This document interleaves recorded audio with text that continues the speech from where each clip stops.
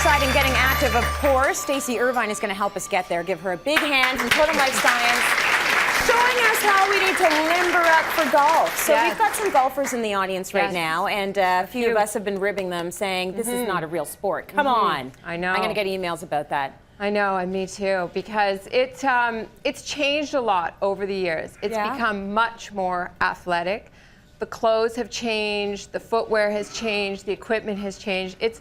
It's a much more athletic game now than it used to be. A lot of the professional golfers that we work with, they're really training, they're doing a lot of kind of things that aren't on the course. They're very fit. You see them now. Like you can tell, the guys are all muscular and they're in very good shape. They're working out, they're training they're conditioning their bodies in order to golf. They are. And the clothing has become so much more fashionable. Fabulous. Look so at this you. is all from Golf Town, and it's all now high tech, so it's very comfortable. The great thing too, the shoes are just like running shoes. They're not those solid with the cleats on the bottom. They're so comfortable. You're out there for a long time. It's 3 hours.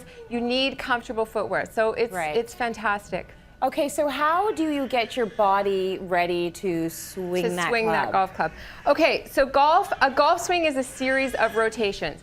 We have shoulder rotation, we have hip rotation, and we have spine rotation. So when somebody's doing a swing, it's hard to tell because it all happens so quickly. But what we work on with the golfers that we're training in the clinic is fixing all of those rotations. If we can get the hips rotating properly and the shoulders rotating properly, then we will prevent injury. So come on over, Tracy. I'm going to show you a couple things that we do. So the first test that we do is we're looking at shoulders. So we have the golfer in their golf stance. We have their arms up in their heels. We rotate all the way down and all the way up. And what I'm looking for, keep going there, is I'm looking for differences side to side, and I'm looking to make sure that Tracy has a good range of motion, which she does. You try to go back as far as you can. Ooh, it's a good stretch. You're a little tighter on this side. Can you feel that? Yeah, I can. So if we were treating Tracy, we'd work on this side just to free it up, because probably that's your follow-through side. Okay. Okay, so that's shoulders. That's what we do with shoulders. With hips, we do facing forward. We want an internal rotation. So you balance on one foot, you rotate into that hip. And a lot of people don't realize it's the internal rotation that limits the golf swing. And then we try the other side. And in the clinic, we actually measure this and we look at how they're moving. Now, the fact that you're always swinging the same way every time, right? You are, for the most part. There's some people that switch, but yeah. So is there a threat there of having that repetitive stress injury because it's always the same? It's always the same direction. And the reason the rotations are so critical is it's always your full end range of motion. So it is a lot of motion through your body. Now, that being said, it is such a wonderful activity, and it's such a wonderful family activity. A lot of people don't think about this for their kids because they think it's a little bit too expensive or the kids will be bored with it. Right now, City of Toronto is offering, there's a free kids golf on weekends at the city courses, which is wonderful. So that makes it cheaper than a movie. You know, you're out with your kids, you're having a great time, you're exercising.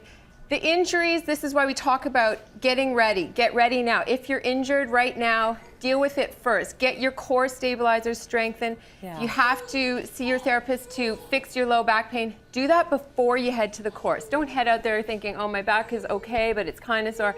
Take care of it right now. We're heading into the season. Fix everything before and you'll be fine. Kids don't usually have as much of a problem because they're a lot more flexible than we are. They're like rubber bands. They are. They just snap back. Yeah, so they really enjoy it. And if you keep it in small doses, that's the key with children, is don't take them out for 3 hours and expect them to do. It's a very hard skill. You start slow. You start at the driving range. You start with mini putt. That's fun for them. That's a lot of fun and that gets them interested in it. Then, you know, you might do 3 holes one day. Just say, come out with me and let's see how it goes.